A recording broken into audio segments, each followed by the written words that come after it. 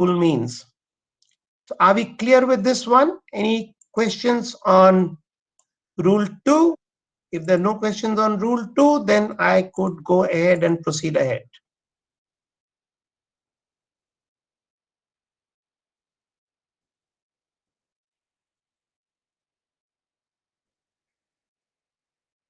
I hope my voice is clear because I have no background voice and I have no phone calls coming in.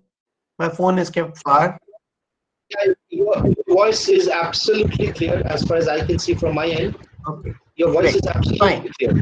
Okay, so rule 2 is a very important rule. We have always learned. As we go later, I will try and tell you that in my experience now, I feel rule 17 is perhaps even more important. But for the moment, let me go to rule 5. The rules are open. I'll just browse down.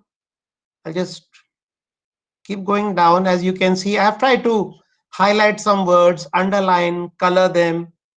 And this is there in the revised version of the ebook, just updated on 3 days back. So let's look at rule 5. Every vessel shall. Shall means no choice. At all times means without a break. All times. You cannot take a break. You cannot say, oh sir, I went to the toilet and there was nobody on the bridge. So every vessel shall at all time. When it uses the word vessel, it also implies the people who are navigating on board. At all times shall maintain a proper lookout by sight and hearing. I'm not sure if there is, I think, a comma after that. I'm not very sure, not showing on this one. Maybe I've made a mistake of putting or missing on the comma. That's fine. I'll correct it. I noticed it now. As well as by all available means. Now, please remember, sight and hearing is the minimum requirement for proper lookout, which shall be done at all times. Then we will look into it. You can use all the equipment in the world which you like. You can have radar, you can have AIS, you can have extra people on lookout. We used to have a joke, Greeks keep a dog. When the dog sees a ship, he barks and the captain comes up and has a look. When we joined sea, Captain Shaukat can comment. Greeks were famous for all kinds of types of navigation. But minimum requirement is sight and hearing. Now, as an auditor or as master, many a times I go in the afternoon on the bridge. Second officer is happily doing his paperwork inside. There's nobody outside. And then I say, gentlemen, this is a non-conformity. Or if I'm the master, I start shouting and screaming, who's outside? Oh, no, sir, I just came in for 5 minutes. So during that 5 minutes, is the continuity of lookout maintained? When we go by the traditional way of navigation, it used to be called 3 L's, L for Lima. And the 3 L's were called as, first one was lookout.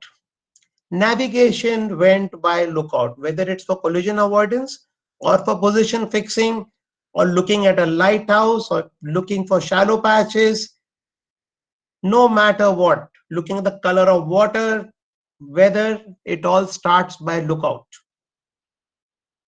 The next one was latitude, or they said next L was latitude and longitude. We did not have GPS. So now we have GPS, electronic means, but when it was all not there, it was very important to get to know where your ship was. The whole art of navigation was fixing where the ship was. So lookout, then was latitude and longitude, the next L, and third one was log. When you did not have GPS, you estimated where you're going by actually running a log. You used to run a rope behind with the propeller, and there used to be a counter and take the reading every 4 hours how many miles we have steamed through water. Now we have electronic magnetic log, we have Doppler log. In any case, with the GPS, you know your speed all the time. But again, knowing your speed is one part. Knowing where your position is second part. I think just 2 days back, there have been 2 major accidents in Malacca Straits. One ship has run aground on Batu Beranti or somewhere. A container ship has broken into two. An Indonesian bulk carrier in the vicinity has also run aground. So safe navigation is, what do we do in safe navigation? We do collision avoidance and we do position fixing to take my ship safely from A to B. So here I'm talking about lookout. Then it says appropriate in the prevailing circumstances and conditions. So if the conditions change, if circumstances change, for example, open sea, good visibility, hardly any traffic, daytime, duty officers alone on the bridge is legally accepted. But if traffic goes up or the visibility drops, you would have a additional lookout placed along with you. If the visibility goes further down, traffic goes further up, the manning level can be increased. We can have it double watch keeping. Sometimes master would be on the bridge. So here is, as the prevailing circumstances and conditions change, the severity of lookout is also amended. What is the purpose of lookout? Purpose of lookout is nothing else, in simple words, is to develop situational awareness. You wish to develop a full appraisal of the situation. What is happening around, and what do we do with it? What is situational awareness? It is firstly gathering information. I look here, look at the radar, look at this, whatever. Yes, I get a whole picture in my mind of the scenario, what's happening. Then next step of situational awareness, project in the future. Project to the near future. I'm not talking next week. In navigation, I'm projecting next 15 minutes, 1 hour. What is taking place? Where will I be? Where will be the other ship be? Where is the shallow patch? Where is my alteration? How's the traffic? And since we are in Colrex or ROR, as some of you like it, I don't call it ROR. I prefer to call the rules from IRPCS, or rules for preventing collisions. Here the focus is, lookout is to determine risk of collision. And lookout will also help you determine what is my action to avoid collision.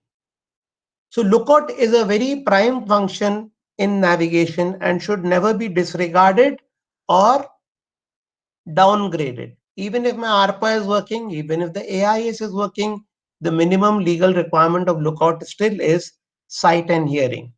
So if you have a sound reception system on the bridge and the bridge wing doors are closed, is fair enough.